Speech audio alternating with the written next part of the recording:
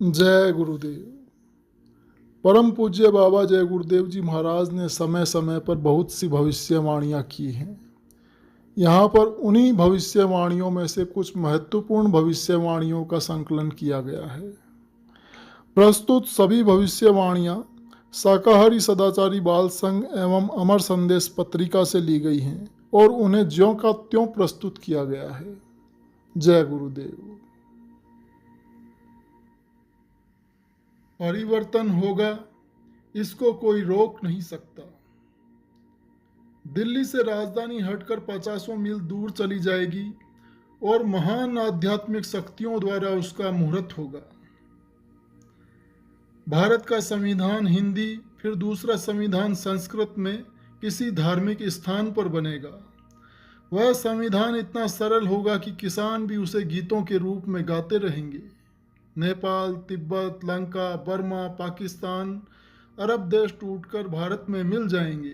भारत विश्व का सबसे बड़ा राष्ट्र होगा। एक समय आएगा जब सारे हिंदुस्तान में हिंदी भाषा बोली जाएगी। राष्ट्रभाषा हिंदी और संस्कृत होगी। राष्ट्र संघ अमेरिका से हटकर भारत में चला आएगा। विश्व की सुरक्षा परिषद अमेरिका से भारत चली आएगी। अमेरिका बहुत गरीब देश हो जाएगा। भारत सब देशों का अगुवा बनेगा। भारत में नए विधान का निर्माण होगा। एक झंडा, एक भाषा होगी। भारत में लोग शाकाहारी होंगे एवं मद्यपान रहित होंगे। नेपाल भारी संकट में घिर जाएगा और फिर भारत का अंग बन जाएगा। खुजली की ऐसी बीमारी चलेगी कि लोग बदन खुजाते खुजाते पस्त हो जाएंगे। तिब्बत भारत में मिल जाएगा। अमेरिका के शहर नष्ट हो जाएंगे। अमेरिका और चीन में टक्कर होगी। अमेरिका का भारी नुकसान होगा। चीन नष्ट कर दिया जाएगा। चीन के बचे खुचे लोगों की सहायता भारत करेगा। मुस्लिम राष्ट्रों में भारी कलह होगी। आपस में लड़कर बहुत कम मुसलमान रह जाएंगे। जिधर से सूर्य निकलता है और जिधर डूबता है उस पूरी धरती पर भारत का अखंड राज्य होगा। England, France, America, Lanka, Japan, Malaysia, Singapore और भारतवर्ष में भी लड़ाइयाँ होंगी। सारे विश्व में एक जनसंहारकारी क्रांति होगी जिसमें दुनिया की आबादी घटकर बहुत कम रह जाएगी। सारे विश्व के लोग हिंदू धर्म को मानने को बाध्य होंगे। अमेरिका और इंग्लैंड के नर नारी भारत की गलियों में हरे राम हरे कृष्ण का कीर्तन करते हुए मिलेंगे। पुरुष हिंदुओं की तरह चोटी रखेंगे और स्त्रियां भारत की तरह साड़ियां पहनेंगी। भारत की तरह सभी देशों के लोग शाकाहारी होंगे। एक वक्त भारत में ऐसी घटना घटेगी जिसकी चपेट में सारा विश्व आ जाएगा। बच्चों, जब हाहाकार मचना शुरू होगा तो लोग तड़पते दिखाई देंगे और मरने लगेंगे। उस वक्त तुम मेरे पास आओगे और मैं तुम्हें बचा ही लूँगा। लोग नाक से भोजन करेंगे, अन्न खाने को नहीं मिलेगा। सेठ लोग बोरों में रुपया भरकर देहातों में अन्न खरीदने जाएंगे तो किसान उन्हें अपने औजारों से मार डालेंगे और सारा रुपया छीन लेंगे। भूख के कारण लोगों का दिल दिमाग ठीक नहीं रहेगा। रेल में काम करने वाले कर्मचारियों की भूल से रेल दुर्घटनाएं बहुत होंगी। जनता में त्राही त्राही मच जाएगी। जब गांव में पैदावार ही नहीं होगी तो शहर वाले क्या खाएंगे। भूखी जनता में गदर हो जाएगा और राजा प्रजा लड़ जाएंगे। ऐसी बीमारी फैलेगी कि तुम बम्बई, कलकत्ता, दिल्ली जाओ और वहाँ सब डॉक्टरों के दवा खोजो तो सब के सब ये जवाब देंगे कि ना तो कोई इसकी फैक्ट्री है और ना ही कोई दवा। विनाश की घड़ी में जब एटम बम, रासायनिक बम तथा कीटाणु बमों का प्रयोग घबराहट में होने लगेगा तब भारत का एक फकीर आशा की किरण बनकर सामने खड़ा हो जाएगा और फिर उसके बाद सतयुग आ जाएगा। यह बाबा जो इस मंच पर बैठकर बोलेगा वह सब सत्य होगा, इसमें दो राय नहीं है। यह मेरा न्याय है। कोई भी बात ऐसी नहीं कि जो कि सत्य न हो। सिर्फ समय की प्रतीक्षा करें। आगे आपको ऐसा देखने को मिलेगा कि गाय काटने वालों की बात तो दूर रही, यदि किसी ने बकरी भी काटी तो उसके हाथ और पांव काट लिए जाएंगे। अंडा, मांस, मछली बेचता हुआ जो भी दिखाई पड़ा उसे कड़ी सजा भोगनी पड़ेगी। शराब आदि की दुकानें नजर नहीं आएंगी। सूखा पड़ेगा। पानी न बरसने से बिजली, मशीनें, ट्यूबवेल बंद हो जाएंगे, जनरेटर फेल हो जाएंगे, पेट्रोल डीजल नहीं मिलेगा। अन्न की कमी के कारण करोड़ों मौतें होंगी। अन्न की कमी होगी तो लोग कंकड़ को दांतों से चबाएंगे। भूकंप के ऐसे धक्के लगेंगे कि तुम गेंद की तरह सैकड़ों फीट ऊपर उछाल दिए जाओगे। पेट्रोल की कमी से मोटरें भविष्य में लाइन में सड़कों के किनारे खड़ी दिखाई देंगी। एक दिन जल्द आ रहा है जब पूंजीपति राजाओं की तरह खत्म होंगे और जो धन दुर्व्यवहार से कमाया है वह सब खत्म हो जाएगा। रुपया देने पर भी अन्न नहीं मिलेगा। बीमारी भयंकर रूप से उठेगी। भूचाल आएगा। लड़ाई झगड़े होंगे। एक बड़ा विद्रोह हो जाएगा। पता नहीं कितने आदमी रहेंगे और कितने खत्म हो जाएंगे। यहाँ तक होगा कि बहुत से मुल्क खत्म होंगे जैसे थे ही नहीं। समुद्री तूफानों के आने से बहुत से छोटे छोटे शहर, गांव नष्ट हो जाएंगे और बहुत से छोटे छोटे नए टापुओं का उदय होगा जिन पर आर्थिक और शक्तिशाली लोगों का अधिकार होगा। समुद्र के किनारे जो ऊंची ऊंची इमारतें खड़ी हैं, इनमें सड़ी हुई मछलियों की गंध आएगी। बंबई में समुद्र के किनारे बना हुआ स्पेस टावर व अन्य ऊंची ऊंची इमारतें गिरकर समुद्र में डूब जाएंगी। वर्षा न होने से पानी की बहुत कमी हो जाएगी। फिर बिजली नहीं बनेगी और मीलों के सारे कारोबार ठप पड़ जाएंगे। लोगों को जब पानी पीने को नहीं मिलेगा तो बंबई को छोड़कर भाग खड़े होंगे। विश्व में बहुत बड़ी हलचल मचेगी। पहला नरसंहार पूरब में होगा, दूसरा पश्चिम में, फिर उसके बाद उत्तर में होगा और फिर दक्षिण में होगा। इसके बाद संहार शुरू हो जाएगा। इसे कोई रोक नहीं सकता। भविष्य में एक समय ऐसा आएगा कि आदमी को आदमी उठाने वाला नहीं मिलेगा। 20-20 कोस पर चिराग दिखाई देगा। आगे गाय काटने वालों को 20 साल की सजा मिलेगी और उसके बाद महीने भर में गाय काटना बंद हो जाएगा। भविष्य में भारत के सभी बूचड़खाने बंद कर दिए जाएंगे। भविष्य में कोई मांस मछली बेचता हुआ नजर आएगा, उसे फौरन उसी वक्त दुकान पर ही मजिस्ट्रेट पहुंचकर 10 वर्ष की सजा देगा और साथ ही 5 बेंत सुबह और 5 बेंत शाम को पड़ा करेंगे। कुछ दिनों के बाद यह समझ लो कि दुनिया फिर से बसाई जाएगी। भविष्य में पूरब का पाकिस्तान और फिर बाद में पश्चिम का पाकिस्तान समाप्त हो जाएगा। भविष्य में भारत का राष्ट्रपति, प्रधानमंत्री शाकाहारी सदाचारी होगा। भारत में सभी नग्न सिनेमा बंद कर दिए जाएंगे। भारत विश्व गुरु बनेगा। भविष्य में एमपी एमएलए का नाम बदल जाएगा। स्कूल से निकलने पर 1 महीने के अंदर ही लड़कों को नौकरी मिल जाएगी। रिश्वत संबंधी सूचना के बारे में कार्यालय खुलेगा। रिश्वत लेने वालों के नाम पते उसमें नोट किए जाएंगे। ऐसे हवाई जहाज बनेंगे कि 1 घंटे में आप अमेरिका जाकर 1 घंटे में वापस भारत लौट आएंगे। भारतवर्ष में विज्ञान का इतना बड़ा विकास होगा कि सारी दुनिया का सारा भौतिक विकास उसके सामने छोटा हो जाएगा और दुनिया के बड़े बड़े लोग इस प्रगति को देखकर दांतों तले उंगली दबाएंगे। यदि सारे देश मिलकर भी भारत पर आक्रमण करें तो भी भारत को अब कोई जीत नहीं सकता। कलयुग में कलयुग जाएगा, कलयुग में सतयुग आएगा। परिवर्तन होगा, इसको कोई रोक नहीं सकता।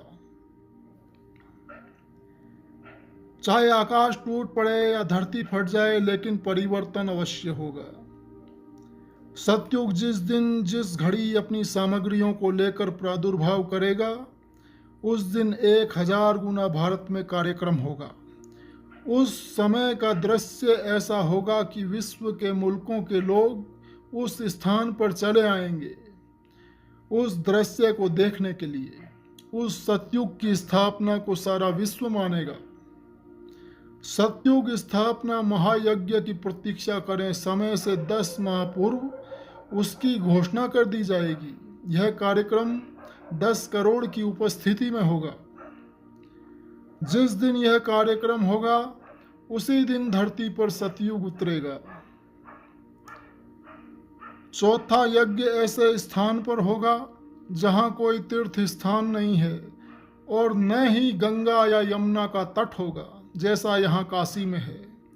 एक छोटी नदी अवश्य होगी जहाँ दूर दूर तक मैदान, वृक्ष व झाड़ियाँ होंगी और 10 करोड़ लोग यज्ञ में शामिल होंगे।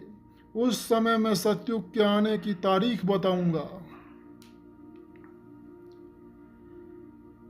उस समय ऐसा दृश्य होगा कि 10 मील तक आदमी के पीछे आदमी दिखाई देंगे। उस बड़े कार्यक्रम की प्रतीक्षा करो जब एक मैदान में 10 करोड़ लोग इकट्ठा होंगे। ब्रह्मा विष्णु भी होंगे, 33 करोड़ देवी देवता भी होंगे और भगवान शिव भी उपस्थित रहेंगे। उस समय जल, पृथ्वी, अग्नि, वायु, आकाश को प्रसन्न किया जाएगा। जल, पृथ्वी, वायु, अग्नि, आकाश को प्रसन्न करने की सामग्री काशी यज्ञ में इकट्ठी कर ली गई है। भोजन कराने पर जब यह देवता प्रसन्न हो जाएंगे तो अपने अंचल से हीरे जवाहरात निकाल देंगे। फिर भारत की नारियां सिर से पैर तक हीरे जवाहरातों से ढक जाएंगी। जिस तरह शादी विवाह होते हैं उसी तरह धूम मचाता हुआ कलयुग में सतयुग आएगा। सतयुग आने के पहले मानव में एक हिलोर उठेगी जैसे समुद्र में लहर उठती है। लोगों की बुद्धि में, चित्त में, अंतःकरण में, आँख कान में, व्यवहार और हाव भाव में हिलोर उठेगी। लोग अपनी अपनी बुराइयों की माफ़ी मांगेंगे। ऐसा परिवर्तन होगा कि तारीख याद करेगी।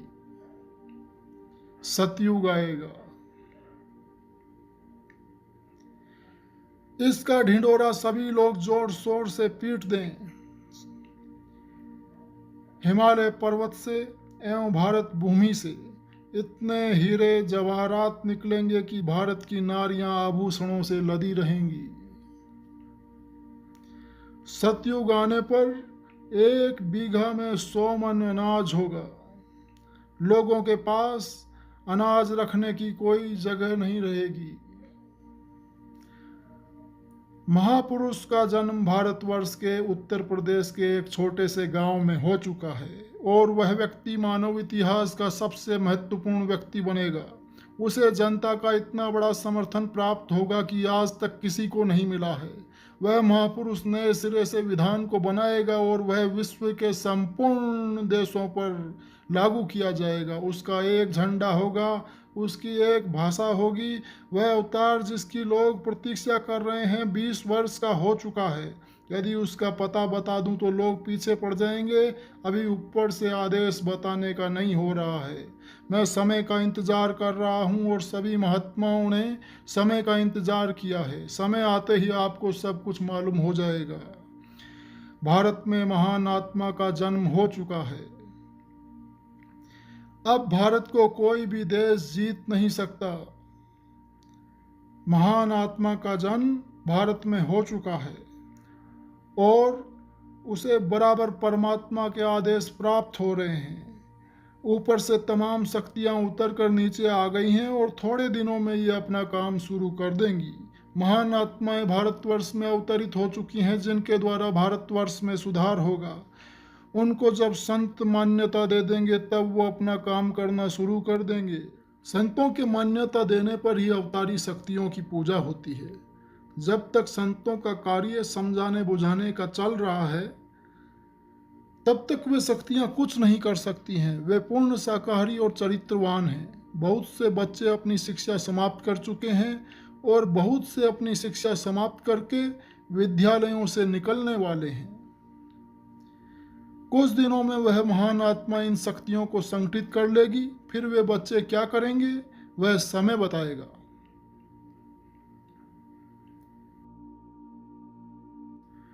वह बच्चे जो शासन में आ रहे हैं वे बड़े त्यागी होंगे और न्याय करने में बड़े जालिम होंगे। न्याय के तख्त पर बैठकर वे अपने सगे संबंधियों को भी माफ नहीं करेंगे। इसलिए आप संभल जाएं। आगाह करना मेरा काम है, मानना न मानना आपका। ऐसे लोग पैदा हो गए हैं जो प्लेटफार्म पर आएंगे। संगठित होकर वे तुम्हारे बीच आ जाएंगे। शक्ति तो उनमें पहले से मौजूद है, केवल थोड़ा उभार देना होगा, फिर वे काम करने लगेंगे।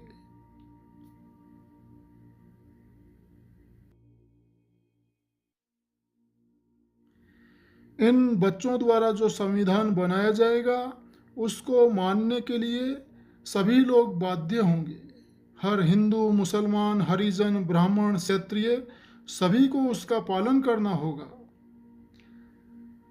मैं मंच से जो बच्चों का, वीरों का आह्वान करता हूँ, वह मेरी आवाज़ यूं ही नहीं निकलती है। इस समय जहाँ जहाँ भी वे बच्चे हैं उनमें एक शक्ति का संचार होता है और उनमें जागृति आती है। उनमें इस बात की फुर्ना पैदा होती है कि अब कुछ कर दिया जाए।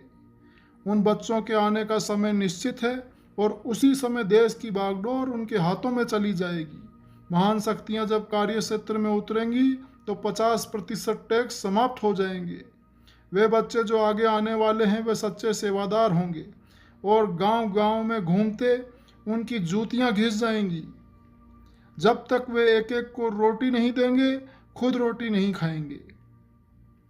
उन बच्चों की बातों को तुम्हें मानना होगा। वे बच्चे जिन्हें परमात्मा ने सृष्टि को सुधारने के लिए भेजा है, उन्हें बाबा जी को छोड़कर और कोई नहीं जानता है।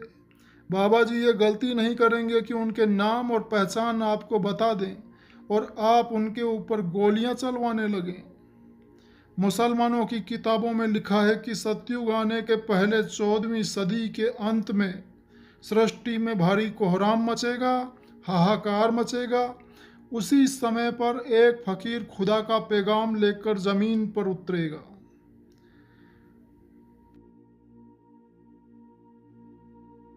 14वीं सदी के अंत में भारत में एक फकीर पैदा होगा। उसके कपड़े क्या होंगे यह धर्म पुस्तकों में आप देखें। उनमें लिखा हुआ है कि वह फकीर हिंदू जाति में पैदा होगा, लेकिन हिंदू, मुसलमान, ईसाई सबको एक निगाह से देखेगा, सबसे मोहब्बत और प्यार करेगा। जय गुरुदेव।